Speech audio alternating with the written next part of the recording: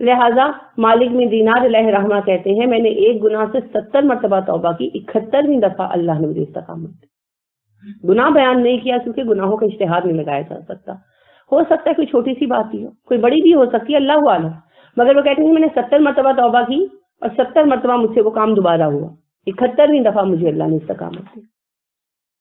تو یہ کھیل نہیں ہے، یاد رکھیے گا، یہ کھیل نہیں ہے۔ لوگ جو توبہ کو سمجھتے نہیں ہیں وہ کہتے ہیں ہاتھوں سے کھیل بنایا، میں توبہ کی تھی پھر ہوئی، میں توبہ کی تھی، نہیں، یہ کھیل نہیں ہے، یہ اصلاح کا طریقہ ہے۔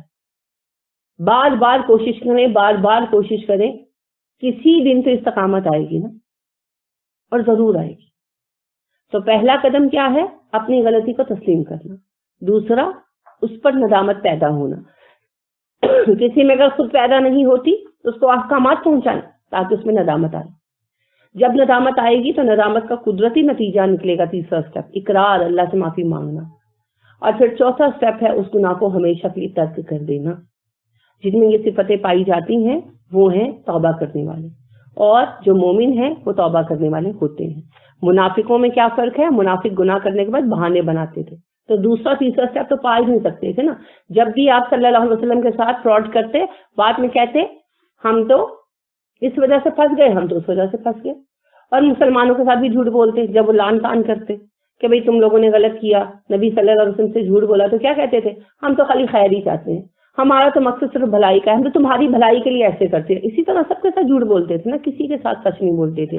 یقین کریں یہ لوگ اپنے ساتھ بھی سچ نہیں بولتے، اپنے آپ کو بھی یقین دلاتے رہتے ہیں کہ ہم صحیح ہیں۔ مریض ہیں یہ لوگ، قابل رحم ہیں۔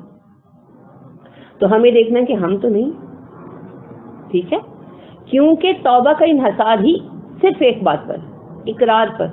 اگر میں غلطی مانوں گی تبھی تو میں اپنی اصلاح کروں گی، اگر میں اپنی غلطی کے لیے جواز تلاش کر لوں گی تو اصلاح کیسے کروں گی؟ اصلاح نہیں ہو سکتی۔ العابدون، عبادت کرنے والے، عین بے دال، بندگی کرنے والے۔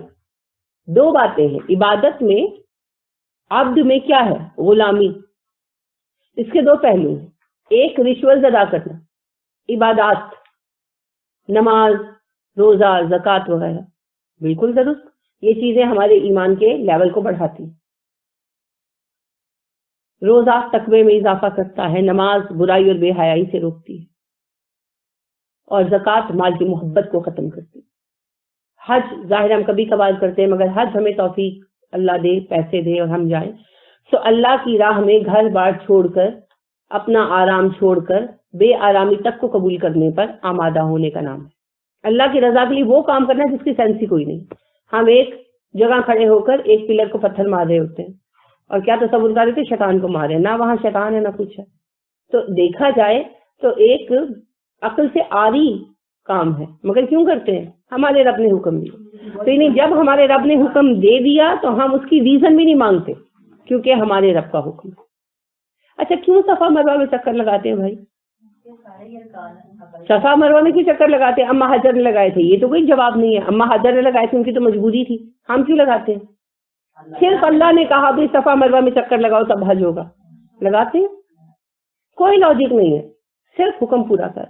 اچھا کعبے کے گرد چکر کیوں لگا رہے ہیں بھائی؟ کیوں لگا رہے ہیں؟ ریزن صرف اللہ کا حکم۔ تو یہ ٹوٹل سبمیشن۔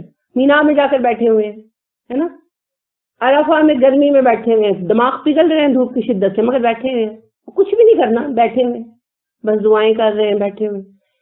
مزدلفہ کی رات کیوں گزار رہے ہیں؟ اتنی ٹھنڈی رات کی نیند ہی نہیں پڑتی، لیکن بیٹھے ہوئے۔ اچھا عبادت بھی کوئی نہیں، سو جاؤ سو جاؤ، کچھ نہیں کرنا۔ رسول اللہ صلی اللہ علیہ وسلم سو گئے تھے مزدلفہ کی رات میں، سو جاؤ، کچھ نہیں کرنا۔ لیکن رات مزدلفہ میں ننگے سر بیٹھ کر، یعنی آسمان کے نیچے، ننگے سر بمانے آسمان کے نیچے بیٹھ کر گزارنا، وہاں تعمیرات بھی نہیں کرنی، نہیں کر سکتے، آسمان کے نیچے گزارنی۔ اللہ جی اتنا کچھ آپ نے دیا ہے، کیوں ہمیں بے سر و سامانی پر آمادہ کرے؟ نہیں، کوئی سوال نہیں، جو کہا ہے وہ کرنا ہے۔ تو پورا حج کیا ہے؟ ٹوٹل سبمیشن، اپنی عقل، اپنی ذہانت، اپنی لاجک سب کچھ سائڈ پر رکھ کر ٹوٹل سبمیشن۔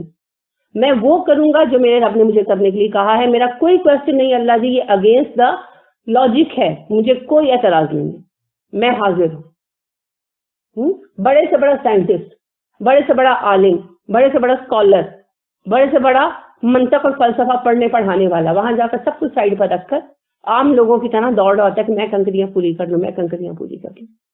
اگر آپ ایک لمحے کے لیے سوچیں اللہ کے حکم کو سائڈ پر رکھ کر تو بے وقوفانہ ہے نا. لیکن اصل اس میں ہمیں کیا ٹیچ کیا گیا ہے؟ Total submission. کچھ بھی سوال نہیں، صرف سبمیشن، صرف اطاعت. تو عبادات ہمیں یہی سب کچھ سکھاتے ہیں. اس ٹوٹل سبمیشن کو پانے کے لیے ہم عبادات میں شامل ہوتے ہیں. ہر عبادت اپنا فائدہ دیتی ہے اور ہمیں کمزوریوں سے پاک کرنے کے لیے ڈرلز ہیں، یہ کام آتی ہے. ایک رخ یہ ہے، اور دوسرا اس کا معنی ہے غلامی. بندہ کس کو کہتے ہیں؟ غلام کو. میں آپ کا بندہ بے دام ہوں. کیا مطلب ہے اس کا؟ میں مفت میں آپ کا غلام ہوں، بغیر پیسوں کے خرید لیا آپ نے مجھے. بندہ احسان ہوتا ہے جو احسان کی وجہ سے غلام بن جائے. حضرت زید بن حارثہ کے بارے میں کہا جاتا ہے کہ زید بن حارثہ بندہ احسان تھے رسول اللہ صلی اللہ علیہ وسلم کے، کہ آپ کے حسن سلوک کے باعث آپ کے غلام ہو گئے تھے. تو عبد کا ایک معنی ہے عبادت گزار اور عبد کا ایک معنی ہے غلام. تو پھر غلام کیا کرتا ہے؟ وہ جو اس کا آقا کہتا ہے. تو ہمارا آقا، ہمارا رب، ہمارا خالق، مالک سب کچھ ہے. تو ہم پھر اپنی پوری زندگی اسی کی مرضی کے مطابق گزاریں. اس نے جو کہا وہ کریں، جس سے روک دیا اس سے رک جائیں. یہ ہے بندگی. ٹھیک ہے؟ اس بات کو ہمیشہ یاد رکھیں کہ بندگی صرف چند عبادات کا نام نہیں ہے. بندگی نام ہے سبمیشن کا، اطاعت کا. اس کے بغیر کام نہیں چلتا. ہم یہ بات بھول جاتے ہیں. ہم بندگی سے مراد صرف چند ریچولز لیتے ہیں، حالانکہ بندہ کے بھی دو مفہوم ہیں، عبد کے، اور عبادت کے بھی دو مفہوم. اللہ کے سامنے جھک جانا عبادت ہے. اللہ کے سامنے عاجزی اختیار کرنا عبادت. تو لہٰذا اپنی پوری زندگی کو اللہ کی رضا کے تحت گزارنے کا نام ہے عبادت، اور اس میں ریچولز ایک حصہ ہے. الحامدون ہے میم دال سے، حمد کرنے والے، تعریف کرنے والے، شکر کرنے والے. کیا ہوتی ہے حمد؟ حمد اللہ کی تعریف کو کہتے ہیں. الحمد للہ. حمد کہتے ہیں ایسی تعریف کو جس میں کمی کا کوئی بھی گمان نہ ہو، جامع تعریف کو، کمال کو، پرفیکشن کو. تو پرفیکشن صرف اللہ کے لیے. باقی ہم سب کے لیے خوبیوں پر تعریف کرتے ہیں، مگر ہم یہ نہیں کہہ سکتے اس میں کوئی خامی نہیں ہے. صرف اللہ کی ذات ہے جس میں کوئی خامی کہیں بھی نہیں ہے. تو پھر ہم صرف اللہ کے لیے، باقی سب کے لیے مدح ہوتی ہے. ٹھیک ہے؟ تو اللہ کی پرفیکشن کے قائل ہیں، مانتے ہیں. کیسے مانتے ہیں؟ ایک تو اللہ کی تعریف کرتے ہیں، اللہ کا شکر کرتے ہیں، اور دوسرا اطاعت کرتے ہیں. اور اطاعت اور بندگی سیم ہے، میں نے پہلے کہہ دیا. اللہ کے منصوبوں پر اعتراض نہیں کرتے، یہ کیوں کیا، وہ کیوں کیا. اگر آپ کو یقین ہے کہ اللہ لب کریم بہترین منصوبہ ساز ہے، اللہ ہمارا مالک ہے، اس کی پلاننگ سب سے اچھی ہے، تو پھر ہر وقت روتے کیوں رہتے؟ یہ ہو گیا، وہ ہو گیا، فلاں ہو گیا. تو اعتراض کس پہ ہو رہے؟ اللہ پر، اللہ کے فیصلوں پر. زبان سے کروڑ دفعہ بھی الحمدللہ کہا، اور جس وقت کسی نے پوچھا کیا ہوا، رونا اللہ کا شروع. بڑی خوبصورت بات جو ہے امام مالک علیہ رحمہ کے سامنے آتی ہے. امام مالک کے ایک اسٹوڈنٹ تھے، کچھ مہینے ساتھ رہے. تو ایک دن مدینہ میں باہر نکلے تو سخت گرمی تھی. تو وہ کہنے لگے کہ وہ آج تو بڑی گرمی برس رہی ہے. انہوں نے کہا اتنے مہینے میرے ساتھ رہ کر تم نے اللہ کا شکوہ کرنے کے سوا کچھ نہیں سیکھا. انہوں نے اس بات کو بھی اللہ کا شکوہ لیا. اور صحابہ کرام رضی اللہ عنہم علیہم اجمعین جو ہیں، تابعین کرام، وہ پسند نہیں کرتے تھے کہ اپنی تکلیف کو کسی کے سامنے بیان کریں، اس لیے تو کہتے تھے اللہ کا شکوہ کریں ہم. رابعہ بصری رحمۃ اللہ تعالیٰ جو ہیں، ان کے پاس ایک نوجوان آیا تو بہت دکھی تھا. تو انہوں نے کہا کیا ہوا؟ تو کہنے لگا کہ جی میرے سر میں اتنا شدید درد ہے کہ مجھ سے برداشت نہیں ہوتا. تو انہوں نے کہا کہ پہلے کبھی ہوا؟ تو کہنے لگا کہ نہیں 30 سال میری عمر ہوگی کبھی بھی نہیں ہوا. انہوں نے کہا یہ تو چلو ٹھیک ہے کہ تم دوا دارو کرو علاج کرو, لوگوں سے شکوے کیا کرتے پھر رہے ہو؟ 30 سال میں تمہیں شکر تو کبھی نہیں اللہ کا ادا کیا کہ تمہیں درد نہیں ہوا, آج پہلی دفعہ درد ہوا تو تم پیٹتے پھر رہے ہو. تو بات یہی ہے کہ حمد صرف زبان سے الحمدللہ الحمدللہ کے ورد کا نام نہیں ہے. شکر گزاری آپ کے انداز سے ظاہر ہونی چاہیے, آپ کے رویے سے ظاہر ہونی چاہیے. آپ بچوں کو پیار کرتے ہیں اپنے, کبھی مارتے بھی ہیں, ہے نا؟ تو اگر آپ کبھی ایک آدھ تھپڑ مارے اور بچہ سب کو کہے میری ماں نے مارا ہے میری ماں نے مارا, تو غصہ چڑھتا ہے. کہتے بھی کہ اتنا تمہیں پیار کرتے ہیں وہ تم بھول گئے, ایک تھپڑ کے سب کی چاکٹ میں ڈھورا پیٹا. تو ذرا سوچیے کہ ہم اور ہمارا پیار کیا حیثیت رکھتا ہے اللہ کی دی ہوئی نعمت اور محبتوں کے ساتھ. تو اللہ کو کتنا ناگوار گزرتا ہے جب ہر جگہ جا کر ہم روتے پھرتے ہیں. تو اللہ رب کریم کے جو بھی فیصلے ہیں, زندگی میں آزمائشیں تو آئیں گی. اچھا یہ ایک بات سمجھ لیجیے, دین پر چلنے کا مطلب یہ نہیں ہے کہ آپ کے لیے کوئی پھولوں کا بستر بچھایا جانے والا ہے. یہ جو سوچ رہے ہیں دین پر چلیں گے مشکل نہیں آئے گی, اس کو ذہنوں سے نکال دیں. مشکل تو آنی ہے, دین پر چلیں یا نہ چلیں, کیونکہ دنیا ٹیسٹ کے لیے ہے. ٹیسٹ میں مشکل تو آئے گی. لہٰذا آپ دین پر چلیں یا نہ چلیں مشکلات آئیں گی. مشکلات کی طرف ہمارا رویہ بدل جائے گا جس کی وجہ سے ان کا انجام بدل جائے گا. یعنی انجام سے مراد عجز. ایک بے دین بندہ یا نام نہاد مسلمان جس کو دین سے کوئی تعلق نہیں ہے, وہ مشکل سے گزرے گا, اپنے طریقے سے اس سے نپٹے گا, سب کچھ کرے گا, اور کیونکہ وہ نہ اللہ سے کوئی تعلق رکھتا ہے, نہ اس کی کوئی شکر گزاری کرتا ہے, نہ اس نے کوئی صبر اختیار کیا, تو اس لیے کوئی عجب ہی نہیں. اور ایک مومن اسے اللہ کی طرف سے آزمائش سمجھ کر ہنسی خوشی قبول کرتا ہے, اس پر صبر کرتا ہے, تو بعد میں اجر پاتا ہے. سمپل. آزمائش تو آئے گی. لہٰذا ہم دیکھتے ہیں کہ رسول اکرم صلی اللہ علیہ وسلم کو ہم سب سے زیادہ مصائب کا شکار ہوتے دیکھتے ہیں. یہی نہیں ہے, کسی بھی نبی کی زندگی اٹھا کر دیکھ لیں. ابراہیم علیہ السلام کو دیکھ لیں. یعنی ابراہیم علیہ السلام پر اللہ نے اتنی رحمتیں کی کہ نبی اکرم صلی اللہ علیہ وسلم سے جب پوچھا گیا کہ ہم آپ کے لیے دعا کس طرح کریں, اللہ نے حکم دیا نا نبی کریم صلی اللہ علیہ وسلم پر صلاح بھیجنے کا. صلاح دعا کو کہتے ہیں. تو صحابہ نے پوچھا ہم آپ پر دعا کیسے بھیجیں, تو آپ نے کیا سکھایا؟ اللہم صلی علی محمد وعلی آل محمد کما صلیت علی ابراہیم وعلی آل ابراہیم. اللہ محمد اور محمد کی آل پر ایسی رحمتیں اور برکتیں بھیج جیسی ابراہیم اور ان کی اولاد پر بھیجی. تو ابراہیم علیہ السلام کی زندگی کیسی تھی؟ آزمائشوں سے بھرپور. بچپن میں ویسے بے قرار رہے, بڑے ہوئے دین کی سمجھ آئی, ابا پوری قوم دشمن ہو گئی, ابا نے گھر سے نکال دیا, پھر قوم نے جلا کر مارنے کی کوشش کی, پھر وہاں سے نکلے فلسطین آئے, فلسطین میں آ کر کام اپنا اسٹیبلش کیا, ساری زندگی جو ہے وہ لگے رہے تبلیغ میں. لوط علیہ السلام کے مسائل الگ چل پڑے, اولاد تھی نہیں. پھر بڑھاپے میں جا کر اللہ نے ایک بیٹا عطا کیا تقریباً 70 سال کی عمر میں, اسماعیل علیہ السلام, اور حکم کیا دیا, اس دودھ پیتے بچے کو صحرا میں چھوڑا. اتنی بھی اجازت نہیں تھی کہ جا کے خیر خبر پوچھ لیں. اور 12 سال تک آپ علیہ السلام کو پتا نہیں تھا کہ میرے بیوی بچہ مر گئے کہ زندہ ہے. 12 سال بعد اللہ نے کہا آپ جا کر دیکھو تو اپنے بیوی بچے کو. گمان تو تھا اللہ سے اچھا, لیکن پتا تو نہیں تھا. اب سوچے دل پہ کیا کیفیت گزرتی ہوگی. تو پھر گئے بیٹے کو ملے تو کیا حکم ہوا, قربان کر دو. اس آزمائی سے گزرے, اللہ نے دوسرا بیٹا عطا کیا اسحاق علیہ السلام. پھر اس کے بعد ایک سے ایک لوط علیہ السلام کا مسئلہ چل پڑا, ان کی جو ہے مدد کے لیے بھی گئے. تو ساری زندگی ایک کے بعد ایک آزمائش چلتی ہی رہی.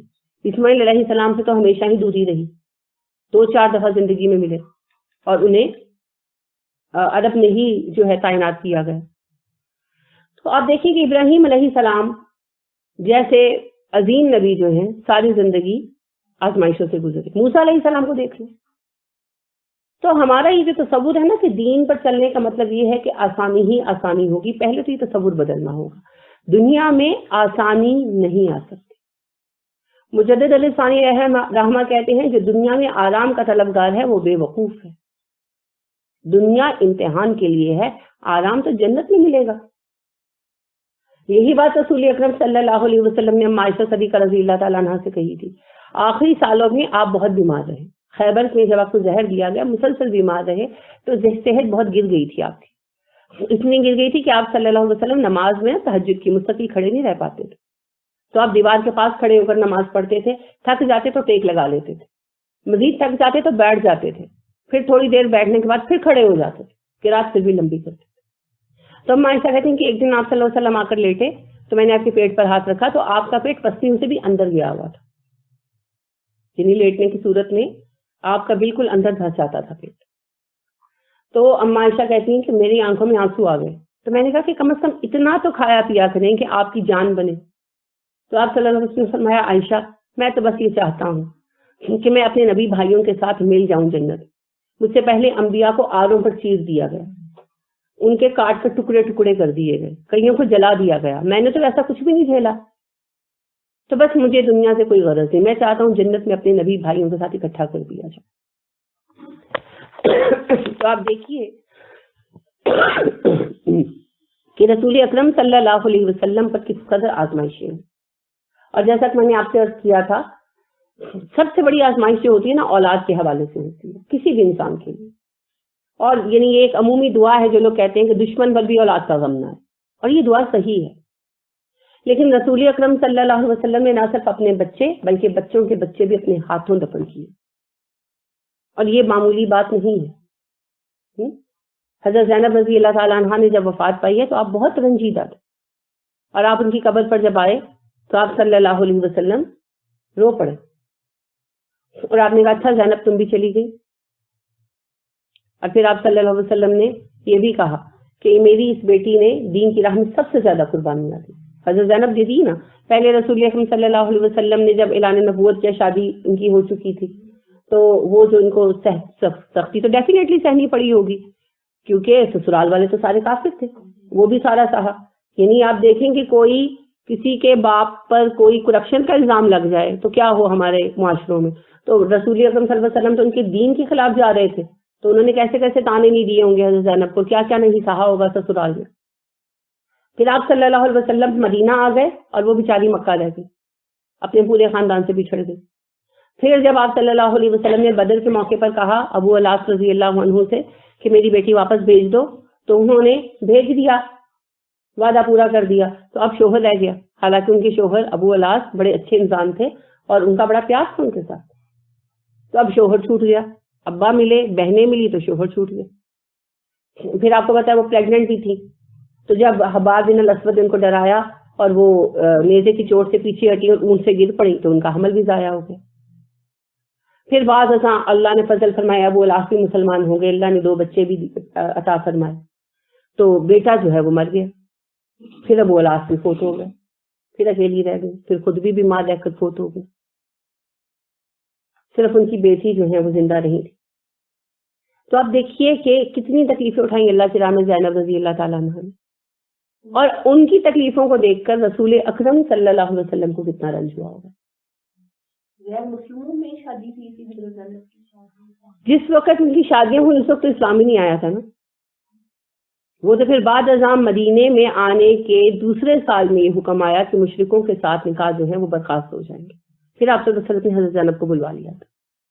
تو جب اسلام آیا ہی نہیں تھا ابھی تو اس وقت تو پھر سب ایک سے تھے۔ تو آپ صلی اللہ علیہ وسلم کی 3 بیٹیوں کی شادیاں ہوئی تھیں، ان کی حضرت زینب کی شادی ہو چکی تھی اور ام کلثوم اور رقیہ رضی اللہ تعالی عنہما کے نکاح ہو چکے تھے، تو ان کی رخصتیاں نہیں ہوئی تھی، ان کو طلاق دے دی تھی، اور جو ہیں حضرت زینب رضی اللہ تعالی عنہ ان کو ابو الاس رضی اللہ عنہ نے چھوڑا نہیں، حالانکہ ان کو بڑا پریشر بھی رہا مگر انہوں نے چھوڑا نہیں، کیونکہ میاں بیوی کا آپس میں بہت پیار تھا اور ابو الاس بہت اچھے انسان تھے، پھر بعد ازاں مسلمان بھی ہو گئے تھے ماشاءاللہ۔ لیکن حضرت زینب رضی اللہ تعالیٰ عنہ نے ساری زندگی آزمائش میں گزاری، اور آپ دیکھیں کہ کسی کی ایک بچی سکھی نہ ہو یا بچہ سکھی نہ ہو تو ماں باپ کو چین نہیں آتا، تو رسول اکرم صلی اللہ علیہ وسلم کس قدر تکلیف اٹھاتے ہوں گے۔ وہ پہلی بچی تھی، آپ کی پہلی بیٹی تھی نا حضرت زینب، تو کتنی یاد آتی ہوں گی مدینہ آ کر، تو کبھی آپ نے کسی سے ذکر بھی کیا کہ مجھے زینب یاد آتی ہے، کبھی بات بھی کی، حالانکہ ہو سکتا ہے کہ آپ ان کو یاد نہ کرتے، یہ ممکن ہے؟ نہیں ممکن۔ اچھا جب آپ مکہ میں تھے اور حضرت زینب سب کی باتیں تانے سب سہتی تھی، تو آپ صلی اللہ علیہ وسلم کو کتنا رنج آتا ہوگا، کیونکہ آپ کی پہلی بیٹی تھی، وہ کہتے ہیں نا پہلے اٹھی کی اولاد تھی، تو کبھی آپ نے کہا کسی سے، کبھی حضرت خدیجہ سے ہی بات کی ہو؟ نہیں، کیونکہ یہ اللہ کی راہ میں آنے والی تکلیفیں ہیں، ان کا ذکر کرنا بھی گویا کہ ناشکر گزاری ہے۔ یہ رسول اکرم صلی اللہ علیہ وسلم کی سیرت ہمیں سکھاتی ہے. تو کبھی کبھی بات نہیں کی, کبھی کسی تکلیف پر بات ہی نہیں کی. یہاں تک کہ حضرت عائشہ صدیقہ رضی اللہ تعالیٰ عنہ نے جب کوسا کو یہودی عورت کو کہ اس نے مجھے آپ کو زہر دیا اور آپ مسلسل بیمار ہیں, اللہ اسے برباد کرے, تو آپ صلی اللہ علیہ وسلم نے کہا اسے کچھ مت کہو, یہ تکلیف تو میرے نصیب میں لکھی تھی, میرا خمیر بننے, آدم کا خمیر بننے سے بھی پہلے میرے لیے لکھی جا چکی تھی. کیوں کہا منع کیا؟ اجر میں کوئی کمی نہ آئے, صبر کے خلاف نہ ہو. اور حالانکہ تکلیف کی شدت کا یہ عالم تھا کہ آپ صلی اللہ علیہ وسلم بے ہوش ہو جاتے تھے. آخری جو مہینے تھے آپ درد کی شدت سے بے ہوش ہو جاتے تھے بعد, اور آپ کو اتنی تکلیف تھی کہ دیکھی نہیں جاتی تھی. لہٰذا اما عائشہ صدیقہ رضی اللہ تعالیٰ عنہ نے کہا کہ آپ اللہ کے نبی اور آپ کو اتنی تکلیف ہے, تو آپ نے فرمایا عائشہ نبیوں کو عام بندوں سے دگنی تکلیف ہوتی کیونکہ ان کے لیے دگنا اجر. تو آپ دیکھیے کہ آپ صلی اللہ علیہ وسلم اس کے باوجود کبھی اپنی تکلیف کا شکوہ نہیں کرتے, کبھی نہیں کرتے تھے. یہ ہے شکر گزاری. ہمیں تو بہت معمولی تکالیف آتی ہیں, کمپیئر کریں تو بہت معمولی تکالیف آتی ہے, مگر ہم کیا کرتے ہیں؟ انتہا کی ناشکر گزاری. آپ کو پتہ ہے عورتوں کے جہنم میں جانے کی ایک ریزن کیا ہے؟ ناشکر گزاری, شوہروں کی. لیکن جب ہم شوہروں کا شکریہ نہیں کرتے تو اللہ کا کیا کریں گے؟ ہم نہیں کرتے, ہم فطرتاً ناشکر گزار ہیں. ایک مصیبت آتی ہے تو ہم کیا کرتے ہیں؟ میں نے تو ساری زندگی سکھ ہی نہیں پایا, بچپن سے ایسے کیسے روتے جاتے ہیں, کیسے جاتے ہیں. اچھا, وہ ساری نعمتیں ہم بھول جاتے ہیں جو اللہ نے دی ہیں. کتنے لوگ ہیں جو دن کا آغاز ہوتا ہے تو کس چیز سے کرتے ہیں؟ میڈیسن سے. بیچارے میڈیسن کے بغیر بستر سے اٹھ ہی نہیں سکتے. آپ کی کلاس فیلو سمیاں بھی ان کے پیروں کا یہ حال ہو گیا کہ وہ پیروں سے ان کی ہڈیاں بڑھ رہی ہیں, تو ان کی ہڈیاں بڑھنے کی وجہ سے ان کے پیروں کا یہ حال ہو گیا کہ وہ ڈائریکٹ بیڈ سے اٹھ نہیں سکتی. وہ اٹھتی ہیں, پھر ان کی بیٹی جو ہے ان کے پیر گرم کرتی ہے مل مل کے, اور وہ ایکسرسائز کا ڈاکٹر نے اینگل بتایا, اس کے بعد وہ اس لائق ہوتی ہے کہ وہ پیر زمین پر رکھ کر واش روم جائے. انا للہ و انا الیہ راجعون. ہم اٹھتے ہیں اور بھاگ جاتے ہیں. دعا بھی پڑھنے یاد نہیں رہتی ہے, ٹائم ہوتا جلدی ہوتی ہے نا, کسی دن آنکھ دیر سے کھلے, او ہو ناشتہ بنانا ہے بچوں کا, بھاگو. الحمدللہ بھاگنے کی صلاحیت ہے, تبھی تو بھاگتے ہیں. ہم روتے ہیں ہم بھی اتنا کام ہے, شکر ادا کریں کام کرنے کے لائق ہے. لوگ بیچارے پانی کے لیے ترس رہے ہوتے ہیں. دیکھا کبھی کوئی پیشنٹ ٹانگوں سے معذور ہیں یا اور کوئی ایسا مسئلہ ہے, انتظار میں بیٹھے کوئی آئے تو مجھے پانی پلائے. اب اتفاق ہے ڈائلس, بالکل بالکل آپ نے صحیح فرمایا. میری بزرگ خاتون تھی, فوت ہو گئی, اللہ نے جنت عطا فرمایا, ڈائلسس پہ تھی, اور ڈاکٹر نے کہا کہ ان کو بہت کم پانی دینا ہے, بس بہت کم پانی دینا, 1 گھونٹ سے زیادہ پانی نہیں دینا. تو میرا تو بہت دل گھبراتا تھا ان کے لیے, کیونکہ پانی جب تک گلاس بھر کے نہ گرمی میں پیو کہاں تسلی ہوتی ہے. اور پھر اتنی بڑی آزمائش کی جیسے پھل پڑا ہے اور نہیں کھانا, پانی ہے اس کے اندر. گرمیوں کا موسم تھا, اسی میں نے وفات پائی. تو تربوز کے لیے وہ بہت تڑپتی تھی, تو ڈاکٹر نے سختی سے منع کیا ہوا تھا کیونکہ ان کے لیے تکلیف دہ تھا. تو گھر والے چھپا دیتے تھے, ان کے سامنے کھاتے نہیں تھے. لیکن اگر ذرا بھی ان کی نظر پڑ جاتی تھی تو وہ بچوں کو کہتی تھی 1 پیس دے دو, 1 پیس. اتنا رحم آتا تھا ان پر. تو ہم ہر چیز کھاتے پھرتے. اچھا آپ دیکھیں کہ جن کو قبض کی تکلیف ہوتی ہے, میں نے اپنے سسر ابا کو دیکھا, ان بیچارے کو قبض ہو جاتی تھی اور بہت شدید رہتی تھی آخر ایج میں. تو اتنا تڑپتے تھے کہ برداشت نہیں ہوتا تھا. اور ہم دیکھیں کہ آرام سے جاتے, اپنی حاجت سے فارغ ہو کے آ جاتے ہیں.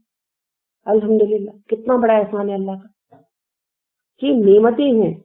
کسی اندھے کو دیکھیں, کتنی مشکل ہے ان کی زندگی, ہم دیکھ سکتے ہیں. کسی بہرے کو دیکھیں, ان بیچاروں کو ہر کسی پہ شک رہتا ہے.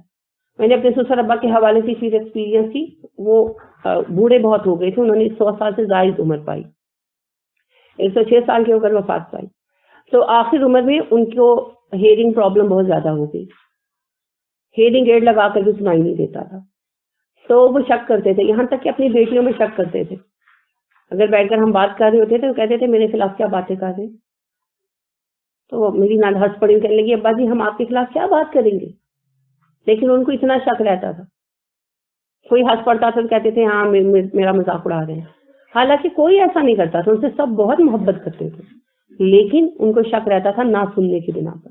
دیکھیں یہ بھی کتنی بڑی بیماری ہے نا, کتنی بڑی آزمائش ہے. تو ہم سن سکتے ہیں. کتنے لوگوں کے ساتھ کتنے مسائل ہیں, ہم نے کبھی ان کو بادر نہیں کیا, سر سے لے کر پیر تک. یہ جو ہمارے ہاتھ چلتے ہیں, جن کے نہیں چلتے ان سے پوچھ کر دیکھیں. کبھی زندگی میں ہوا ہے ایسا کہ وقتی طور پر آپ کام نہ کر سکے ہو؟ میرے کل ہی ناک میں خارش ہو رہی تھی اور میرے ایک بازو پر ایک بچی سوئی ہوئی تھی, دوسرے بازو پر دوسری بچی سوئی ہوئی تھی. نہیں اپنے ہی ہاتھ سمجھ سو جاتا ہے کہ آپ کا یوں ہو نہیں پاتا آپ سے فوراً, کتنا ہوتا ہے کہ کس طرح ہو گیا. بالکل, آپ اپنے ہاتھ سے کمی نہ کر سکے نا تو تسلی نہیں ہوتی ہے نا. روٹی نہ کھا سکے, کیسے تصور ہے کہ کوئی دوسرا روٹی کھلا رہا ہے, انا للہ و انا الیہ راجعون, کوئی دوسرا کنگھی کر رہا ہے, کوئی دوسرا واش روم لے جا رہا ہے. سیریسلی ڈاکٹر خالد جمیل اختر صاحب کی کتاب ہے تیسرا جنم, تو اس میں وہ بتاتے ہیں کہ یعنی ایک جنم تو میرا ہوا کہ میں پیدا ہوا, ایک جنم ہوا کہ میں بڑا ہوا, اور ایک جنم ان کا یہ ہوا کہ وہ ان کا ایکسیڈنٹ ہوا, اس ایکسیڈنٹ میں ان کی اسپائنل کارڈ جو ہے وہ متاثر ہوئی اور وہ پیرالائز ہو گئے. پھر انہوں نے کوشش کی اور کافی حد تک چلنے پھرنے لگے مگر ڈسیبلٹی ختم نہیں ہوئی. تو پھر انہوں نے ڈسیبلس کے لیے بہت کام کیا, تو اس شعور کو انہوں نے تیسرا جنم قرار دیا. تو اس میں انہوں نے بہت سارے واقعات بیان کیے, مگر ایک واقعے کا ایک پہلو مجھے ہمیشہ متاثر کرتا ہے. یہ واقعہ میں نے آپ سے پہلے بھی ڈسکس کیا ہوگا کہ وہ کہتے ہیں کہ دیہات کی ایک لڑکی کے ٹوکے میں آ کر ہاتھ کٹ گئے دونوں, تو اس کو لایا گیا ہمارے پاس, تو ہم نے اس کے لیے اٹیچمنٹ بنائی کھانا کھانے کی. تو اس نے کھانا کھایا تو کہتے ہیں سب نے تالیاں بجائیں, لیکن میں نے فیل کیا کہ بچی خوش نہیں ہے. 16-17 سال کی بچی تھی. تو کہتے ہیں سب باہر چلے گئے, تو میں نے کہا بیٹی تم خوش نہیں ہو؟ تو کہنے لگی کہ نہیں یہ تو ٹھیک ہے کہ میں نے روٹی کھائی ہے, لیکن جب میری امی مجھے واش روم لے جا کر دھلاتی ہے نا تو مجھے بڑی شرم آتی ہے. تو کہتے ہیں ہم نے پھر ایک اور اٹیچمنٹ بنائی, لیکن وہاں پر میرے ذہن میں کوشچن یہ ہے کہ کتنی اٹیچمنٹ بنائی جا سکے, ہم ہاتھوں سے کتنے کام کرتے ہیں, کتنی اٹیچمنٹ بنائی جا سکے. اٹیچمنٹ لگانے کے لیے بھی تو ایک بندہ چاہیے ہے نا. اگر ایک ہاتھ کام نہ کرے تو کتنی بڑی ڈیپینڈنسی ہے. اللہ معاف کرے, لوگ کہتے ہیں آنکھوں کی بینائی چلی جانا معذوری ہے, میں کہتی ہوں ہاتھوں کا ناقابل استعمال ہو جانا معذوری ہے, کیونکہ جو آنکھوں سے نہیں دیکھ سکتا وہ پھر کچھ سروائیو کر سکتا ہے. جو ہاتھ جس کے کام نہیں کرتے کس چیز کے لیے کسی کو بلائے گا. کپڑے چینج کرنے ہیں, خارش کرنی ہے, یعنی ہم ہاتھ ہر وقت استعمال کرتے ہیں. ان ہاتھوں کے بغیر ہمارا گزارا نہیں ہے. تو ہم کبھی نہیں سوچتے کہ ہم نے, اللہ نے ایسے ہاتھ دیے, اللہ نے دماغی صلاحیت دی, معذور نہیں کیا, ماں باپ کے ساتھ رکھا, ہمیں یتیم نہیں پیدا کیا. اللہ نے ہمیں معزز گھرانوں میں پیدا کیا, طوائفوں کے کوٹھوں پر پیدا نہیں کیا. کبھی سوچا ہے؟ بھکاریوں کے گھروں میں پیدا نہیں کیا. یہ جو چنگڑ کہلاتے ہیں یہ خانہ بدوشن کے گھروں میں پیدا نہیں کیا. اگر ہمارا باپ کوئی چور ہوتا تو بس تو نہیں ہے نا, کہیں بھی پیدا ہو سکتے تھے. پھر اللہ نے مسلمان گھرانوں میں پیدا کیا, نام نہاد صحیح بھائی ہیں تو مسلمان, اٹیچ تو ہے نا, کوئی کام کرنے سے پہلے سوچتے تو ہیں کہ اچھا ہمارے مذہب میں جائز ہے کہ نہیں. چلو بعد میں بے شک اپنی مرضی کرتے ہیں, لیکن ایک دفعہ سوچتے تو ہیں. نسبت تو ہے, شاید یہ نسبت ہی کبھی جوڑ دے دین کے ساتھ, صحیح مانو. میں مانتی ہوں کہ پیدائشی مسلمان ہونے سے اصلاح نہیں ہوتی, لیکن ایک نسبت ہونے کی وجہ سے ممکن ہے کہ کبھی ہم شعوری طور پر مذہب کو سمجھنے کی کوشش کریں. تو یہ ٹھپا لگا ہوا ہونا بھی چلو کچھ تو ویلیو رکھتا ہے, یہ بھی اللہ کا ایسا. پھر اللہ نے پاکستان میں پیدا کیا, برما میں پیدا ہوتے تو کہاں ہوتے. یعنی اتنے احسانات ہیں کہ گننے بیٹھے گن نہیں سکتے. وہ بھی تو بچے ہیں جو جیلوں میں ماؤں کی گودوں میں پیدا ہوتے, ان کا تو کوئی قصور نہیں ہوتا. تو آزمائش کے تو لاکھوں رنگ تھے, اللہ نے ان سب سے بچا کر معزز گھرانوں میں عزتوں کے ساتھ بٹھایا ہوا ہے ہمیں, اور ہر طرح کی آسائش دی ہوئی ہے. ہم روتے کس بات میں ہیں؟ میری آنکھیں چھوٹی ہیں, میرا ناک موٹا ہے, میرے بال کم ہیں, میرا قد چھوٹا ہے, میرا قد لمبا ہے, میری آواز اچھی نہیں ہے. کیا ہم ساری نعمتوں کے ٹھیکیدار ہیں؟ میرا بچہ نہیں ہے تو کیا ہوا, کیا ہوا؟ ہم عائشہ صدیقہ رضی اللہ تعالیٰ عنہا کو بھی بچہ نہیں ملا. کوئی بھی نعمتوں کا ٹھیکیدار نہیں ہے. سب نعمتیں ایک بندے کو نہیں ملنی, کہیں نہ کہیں تو آزمائش ہونی. اب عائشہ صدیقہ رضی اللہ تعالیٰ عنہا قابل رشک عورت ہیں کہ نہیں؟ رسول اکرم صلی اللہ علیہ وسلم شادی ہوئی, سب سے زیادہ پیار کس سے کیا؟ اما عائشہ سے, ہے نا. اتنا پیار کرتے تھے کہ اللہ سے دعا کیا کرتے تھے کہ اللہ عائشہ کے معاملے میں مجھ سے مواخذہ مت کرنا, یہ پکڑنا کرنا کہ عائشہ سے زیادہ پیار کیوں کرتے. اتنا پیار کرتے تھے اما عائشہ. لیکن دوسری طرف آپ دیکھیں اما عائشہ کی زندگی کو, یہ تو ہماری عقیدت ہے نا, ہم کہتے ہیں اما عائشہ کی زندگی قابل رشک تھی. کیا ملا؟ آپ صلی اللہ علیہ وسلم کی اور اما عائشہ کی ایج میں گیپ تھا. اس کے بعد پھر آپ دیکھیے کہ آپ صلی اللہ علیہ وسلم کی وفات کے بعد اما عائشہ نے 50 سال زندگی کی تنہا گزارے. چھوٹی آزمائش تو نہیں تھی. پھر اما عائشہ صدیقہ رضی اللہ تعالیٰ عنہ نے ساری زندگی ہینڈ ٹو ماؤتھ گزاری آپ کے ساتھ، ہے نا. اما عائشہ سے پوچھا آپ کے بھانجے نے عبداللہ بن زبیر نے کہ خالہ کھانے پینے کا کیا آپ کا سسٹم تھا؟ اما نے کہا 8 دن ہمارے گھر تو چولہا ہی نہیں جلتا تھا، کھانا ہی پکتا تھا. انہوں نے کہا اما پھر کھاتے کیا تھے؟ کہنے لگے 2 کالی چیزیں، کھجورے اور پانی. 4-5 کھجورے کھائی، پانی کا گلاس پیا، اللہ اللہ دن گزار لی، ایسی زندگی گزاری. پھر اس کے اوپر ایک اور بات، اولاد نہیں ہوئی. اور پھر آپ رسول اللہ صلی اللہ علیہ وسلم کی سب سے لاڈلی بیوی تھی مگر اکیلی بیوی نہیں تھی. تو جنرلی عورتوں کو اس چیز کی تکلیف ہوتی ہے، خاص عورت کو ہوتی ہے. تو آپ صلی اللہ علیہ وسلم کو شیئر بھی کیا. تو ایک مستقل آزمائشوں والی زندگی گزاری، درجہ بہت بڑا پایا. جو مقام اما عائشہ صدیقہ رضی اللہ تعالیٰ عنہ کا ہے وہ کسی کا نہیں ہے. ادھر نبی کریم صلی اللہ علیہ وسلم کی سب بیویوں کا جو مقام ہے وہ کسی کا نہیں ہے. اور آپ کی بیویوں میں 2 بیویاں خاص اہمیت کی حامل ہیں، اما خدیجہ رضی اللہ تعالیٰ عنہ اور اما عائشہ صدیقہ رضی اللہ تعالیٰ عنہ. لیکن ساری زندگی ایک پہلو سے اللہ نے نوازا تو ایک طرف سے آزمایا. آزمائش کے بغیر درجات کسی کے لیے نہیں، مگر ہم چاہتے ہیں کہ سب کچھ ہو، اولاد بھی ہو، شوہر بھی تابع دار ہو، ساس سسر بھی جان نشاور کرنے والے ہوں، گھر بھی بڑا ہو، گاڑی بھی بڑی ہو، اور ہمیں کچھ کھل کر پانی بھی نہ پینا پڑے، صحت بھی ٹھیک ہو، حسن بھی وہ ہو کہ پریاں شرما جائیں جو ہوتی نہیں ہے. تو اس کے باوجود جو ہے ہم پھر جا کر ہم سوچیں گے کہ کیا ہم شکر گزاری کریں گے. یہ حمد نہیں ہے. حامدون ہونا یہ ہے جو اللہ نے میرے لیے لکھا ہے میں اس پر راضی. کوششیں کریں گے آگے بڑھنے کے لیے، ترقی پانے کے لیے، نعمتیں حاصل کرنے کے لیے، لیکن جو ملے گا اس پر راضی رہیں گے، اس لیے کہ وہ میرے رب کی تقریر ہے. میرے رب نے مجھے بنایا ہے، ڈیزائن کیا ہے، میں اس کی تخلیق ہوں. اس نے جو فیصلہ میرے لیے کیا I am happy about it. اور یہ سب کہنا نہیں ہے، یہ آپ کے اندر ہونا چاہیے. پتہ کیسے چلے گا آپ کے اندر ہے؟ آپ کے رویے سے. اگر ہم خوشی کا اظہار کرتے ہیں، خوشی نظر آتی ہے تو ہم حمد کرتے ہیں. تو حمد اصل میں ہمارے طرز زندگی سے ظاہر ہوتی ہے. زبان سے الحمدللہ الحمدللہ کہنا، یہاں بیٹھے رو رہے ہیں، وہاں بیٹھے رو رہے ہیں، مجھے ڈپریشن ہو گئی ہے، مجھے فرسٹریشن ہو گئی ہے، میں تو تنگ آ گئی ہوں، میرا تو دل چاہتا مر جاؤں. نہ شکری پر نہ شکری کرتے ہیں. پھر کہتے ہیں جی میں تو الحمدللہ کی تسبیح کرتی ہوں. مت کرو، بالکل مت کرو، لیکن اللہ رب کریم کے سامنے شکر گزاری کرو. یہاں حامدون سے مراد زبان سے تسبیح پڑھنے والے لوگ مراد نہیں ہیں، وہ ہیں جن کے دل شکر گزار. لہذا شکر گزار دلوں کے لیے اللہ کے ہاں بہت جگہ. لیکن آپ نے کہا کہ انسان جو ہے وہ فطرتاً ناشکرا ہے، تو پھر جب عام روٹین میں ہم بیٹھے کبھی سر درد ہو رہا ہے یا ویسی ایک بات کر دیتے ہیں، یا بخار ہے، یا اس کی بیٹی کچھ نہیں ہے، میری بیٹی کچھ نہیں ہے، وہ تو ایک عام نارمل روٹین کی باتیں ہو جاتی ہیں، تو اس کو ہم ناشکری کہیں گے کیا؟ دیکھیں اگر کسی وقت کہہ دیا پریشان ہیں، یا ویسے ہی کسی وقت وہی باتیں بھول سے کہہ دیا، کوئی بات نہیں. اس کو ہماری عادت نہیں ہونا چاہیے. جہاں بیٹھے شروع ہو گئے، ہماری عادت ہی ہے نا، جہاں بیٹھے شروع ہو گئے، جہاں بیٹھے شروع ہو گئے، یہ غلط ہے. ایک بات کہ اگر ہم اپنی نارمل روٹین میں دنیا میں دیکھیں تو آزمایا اس کو جاتا ہے، ہم اس کو آزماتے ہیں جس کا ہمیں پتہ نہ ہو کہ یہ پازیٹیو ہوگا یا نیگیٹو ہوگا. تو پھر اللہ تعالیٰ تو ہر بات جانتے ہیں ہمارے متعلق جو ہم کیسے بنتے ہیں، تو پھر اللہ تعالیٰ آزماتے کیوں ہیں ہمیں؟ بہت اچھا کوشچن ہے. بتائیں بھائی سینئر اسٹوڈنٹ، بتائیں. اللہ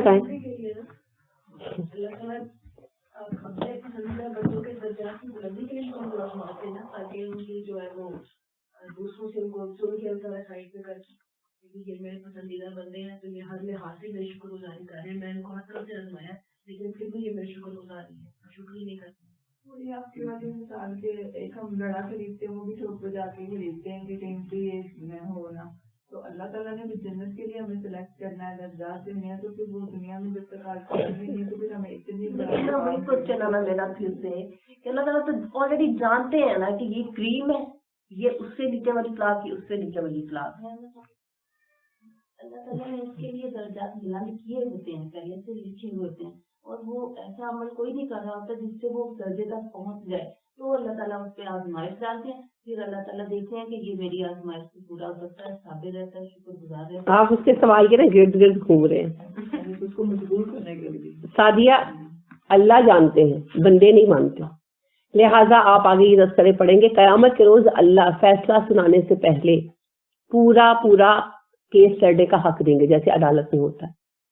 لہٰذا افراد اپنی پوری صفائی پیش کریں گے.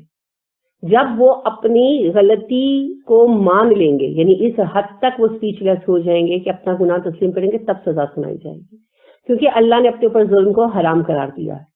ٹھیک ہے، تو اللہ سے ظلم نہیں کرتے، مگر لوگ اللہ کو یہ کہیں نہ کہ ہم پر ظلم کیا گیا قیامت کے دن. اس لیے اللہ نے یہ ساری آزمائش رکھی. اگر اللہ رب کریم پہلے ہی بنانے کے بعد اناؤنس کر دیتے یہ سب جنتی اور یہ سب جہنمی، تو جہنمیوں نے کبھی نہیں ماننا تھا کہ ہمیں جہنم میں صحیح بھیجا گیا. انہوں نے کہنا تھا کہ نہیں، دنیا میں کیوں بھیجا گیا. She is asking the basic question کہ دنیا میں کیوں بھیجا گیا. تو بات یہ ہے کہ اگر اللہ کریم بے شک سب جانتے ہیں، اللہ کریم اپنے علم کے مطابق جہنمیوں کو الگ اور جنتیوں کو الگ کر دیتے، تو پھر جہنمیوں کو کوشچن یہ ہونا تھا کہ اللہ جی بغیر ٹیسٹ کے آپ کیسے کہہ سکتے ہیں کہ ہم نے فیل ہونا. آپ نے کیوں ہمیں فیل کیا؟ بغیر کسی آزمائش کے میں بھی کہ ہم پاس ہو جاتے. لہٰذا اللہ نے کہا جاؤ اپنا پورا ٹائم لے کر ٹرائل دے لو. اب جو فیل ہوگا وہ جہنم میں جائے گا، جو پاس ہوگا وہ جنت میں جائے گا. اور قیامت کے دن یہ ہوگا، اور آپ دیکھیں گے یہ قرآن کے بیانات ہیں. سورہ فرقان آپ پڑھیں گے، اور بھی کئی صورتیں. فرقان میں خاص طور پر یہ بحث ہے کہ قیامت کے دن جب لوگوں کے سامنے ان کے نامہ اعمال پیش کیے جائیں گے تو وہ کہیں گے کہ اللہ جی یہ سب جھوٹ ہے، ہم تسلیم نہیں کرتے، ہم نے ایسا کچھ کیا ہی نہیں ہے. نامہ اعمال بھی جھٹلا دیں گے. پھر اللہ کریم گواہ بلائیں گے، افراد ان کے عہد کے لوگ، نیک لوگ، وہ آ کر ان کے خلاف گواہی دیں گے. وہ کہیں گے یہ بھی جھوٹ بولتے ہیں، ہم نے ان کی گواہی مانتے. پھر اللہ کریم جگہ بلوائیں گے، یعنی جس جگہ وہ رہتے ہوں گے، جو مکان ہوگا، جو عبادت خانہ ہوگا، جو بھی، وہاں اس جگہ کو، زمین کے اس ٹکڑے کو کہیں گے کس کے خلاف بتاؤ. وہ بتائے گا کہ اس نے یہ کیا، قتل کیا یا شرک کیا، جو بھی. تو وہ کہے گا میں اس کی گواہی بھی نہیں مانتا اللہ جی. پھر وہ کہے گا کہ اللہ کریم آپ نے وعدہ کیا تھا کہ آپ کسی پر ظلم نہیں کریں گے، اور میں تب تک اپنے جرم کو قبول نہیں کروں گا جب تک میری اپنی گواہی میرے خلاف نہ ہے. میں کسی کی گواہی نہیں مانتا. پھر اللہ کریم زبانیں بند کر دیں گے، پھر اس کے ہاتھ اور پیر اور اسکن بولے گا. پھر وہ اسپیچ لیس ہو جائے گا. وہ ان کو کہے گا بھی کہ تمہاری تباہی ہو، میں تو تمہارے لیے اللہ سے جھوٹ بول رہا تھا. تو وہ کہیں گے اللہ نے آج ہمیں قوت گویائی دی ہے، ہم جھوٹ نہیں بول سکتے. پھر وہ اپنی گواہی پر جہنم میں ڈالا جائے. تو قیامت کے روز اللہ کریم کیس لڑنے کا پورا موقع ہر کسی کو دے گے، ہر کسی کو، ایوری ون، چاہے وہ نیک ہو، چاہے وہ برا ہو، چاہے وہ مومن ہو، چاہے وہ کافر ہو یا منافق ہو. ہر کسی کو حق ہوگا وہ اپنا کیس لڑے. اب اس کیس کے لڑنے کے لیے ہمارا مواد، ہمارے اعمال نامے اور یہ سب کچھ ہے. اللہ رب کریم نے انسان کو پورا اختیار دیا ہے. اگر یہ فیصلہ بغیر جانچ کے کر دیا جاتا تو کوئی نہ مانتا. اب دیکھیں ٹیچر ہوتا ہے، اس کو پتا ہوتا ہے میرا کون سا اسٹوڈنٹ پاس ہوگا، کون سا فیل ہوگا، اور وہ بلا کر کہتے ہیں آپ کا بچہ فیل ہو جائے گا، اور وہ ہو جاتا ہے. لیکن اس کے باوجود اگر ٹیچر بغیر امتحان لیے کہہ دے نا کہ یہ پاس اور یہ فیل، تو سارے آسمان سر پہ اٹھا لیں، کوئی نہیں مانے گا. اسی لیے اللہ رب کریم سے بھی ہمیں پورا موقع دیا، ہماری تسلی کے لیے دیا. اللہ کو علم ہے، ہماری تسلی کے لیے دیا. کیونکہ جنت میں صرف اسی گروہ نے جانا ہے جو اس دنیا کو بسانے کا اہل ہے.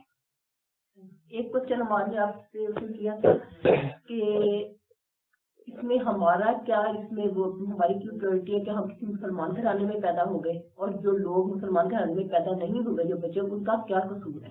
تو آپ نے اس کا کوشچن کا آنسر دیا تھا کہ مطلب سوچنے سمجھنے کی صلاحیت اللہ نے ہر انسان کو دی ہے.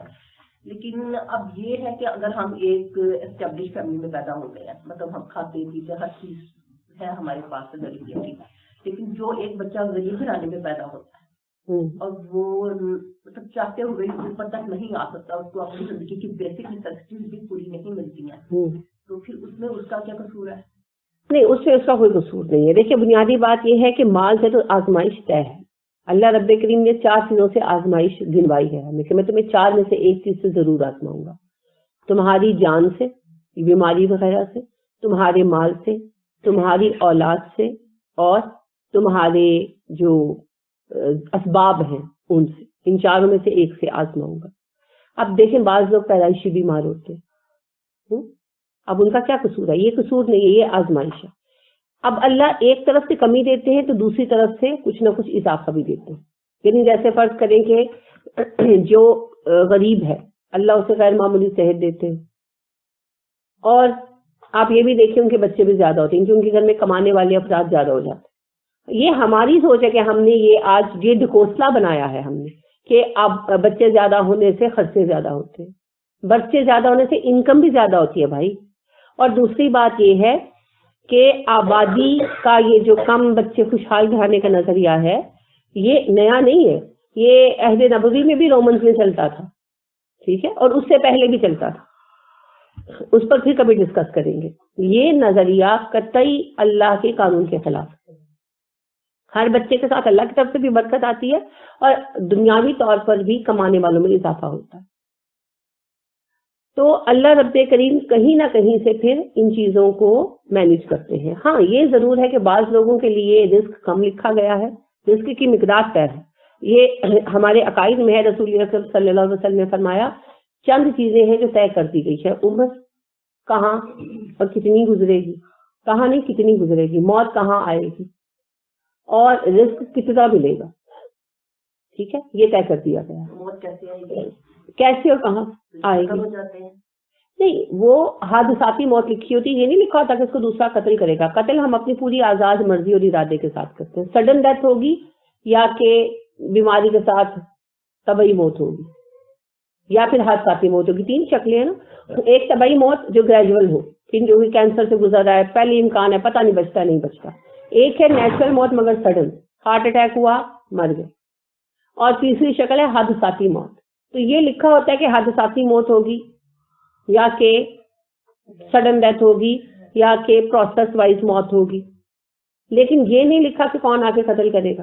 یعنی یہ لکھا نہ ہونے سے مراد یہ نہیں کہ اللہ کے ہاں علم نہیں ہے, علم ہے مگر اللہ نے اس کو فیصلے کے طور پر نہیں لکھا. یہ ہم لوگ اپنی چوائس سے کرتے, کوئی قتل کرتا ہے, کوئی بم دھماکہ کرتا ہے, ہم اپنی پوری آزاد مرضی کے ساتھ اس قسم کے اسٹیپ لیتے ہیں. یہ تقدیر کا حصہ نہیں ہے, ٹھیک ہے. تقدیر میں یہ لکھا ہے کہ رزق کتنا ملے گا, کہاں سے ملے گا, یہ ہماری اپنی اپروچ پر ہے. لہٰذا جو مالدار ہے انہوں نے مالدار ہونا ہی ہونا تھا, انہوں نے غلط طریقے اختیار کی, یہ ان کی غلطی ہے. تو مال آزمائش کے لیے, کسی کو زیادہ دے کر آزماتے ہیں اللہ کریم, کسی کو کم دے کر آزماتے ہیں.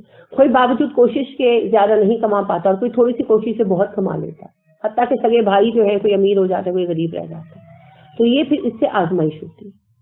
یہ تو آزمائش کا ذریعہ ہے, اس میں قصور کی بات نہیں. لیکن یہ طے شدہ بات ہے کہ اگر کہیں مال کم ہوگا تو اللہ کوئی اور چیز بڑھا دیتے ہیں. جہاں مال زیادہ ہوتا ہے وہاں بیماری بہت آ جاتی ہے, اولاد نہیں ہوتی. آپ دیکھیں نارملی یہی ہوتا ہے, جو بیچارے غریب ہوتے ہیں ان کے 10-10 بچے ہوتے ہیں, اور جو امیر ہوتے ہیں وہ ترس رہے ہوتے ہیں, ایک کے بعد دوسرا بچہ ہی نہیں ہوتا, اور بعض اوقات ایک بھی نہیں ہوتا. تو یہ پھر اللہ ایک چیز دیتے ہیں اور دوسری روک لیتے ہیں. یہ آزمائش کے طریقے, اس میں قصور کی بات نہیں, ٹھیک ہے جی. اور کوئی بات؟ سبحانک اللہم و بحمدک ونشہد ان لا الہ الا انت ونستغفرک ونتوب الیک. السلام علیکم ورحمۃ اللہ وبرکاتہ.